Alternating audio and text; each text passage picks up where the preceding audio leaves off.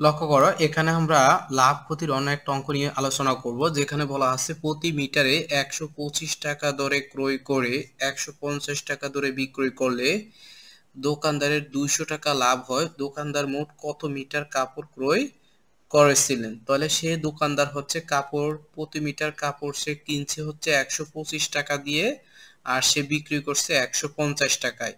অর্থাৎ তার লাভ হচ্ছে কত?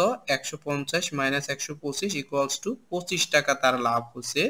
কত মিটার কাপড়ে? এই যে প্রতি মিটার কাপড়ে, অর্থাৎ এই 25 টাকা তার লাভ হয়।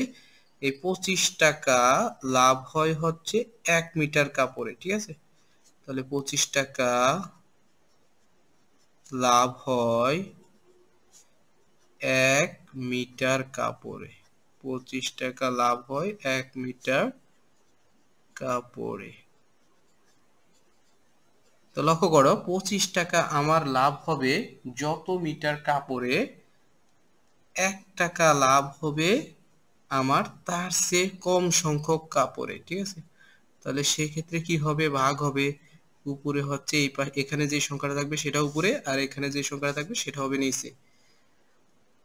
অতএব আমার কত টাকা লাভের কথা বলা আছে? 200 টাকা লাভ। তাহলে 200 টাকা লাভ হবে আমার আরো বেশি মিটার কাপড়ে।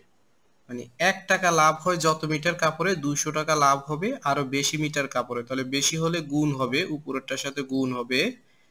200 ডিভাইডেড বাই হচ্ছে 25। এখানে 25 দিয়ে যদি আমরা 200 রে ভাগ করি তাহলে হচ্ছে কত? তাহলে হচ্ছে 8 মিটার, ঠিক আছে? 8 মিটার কাপড়। অর্থাৎ তার 200 টাকা লাভ হবে 8 মিটার কাপড়ে।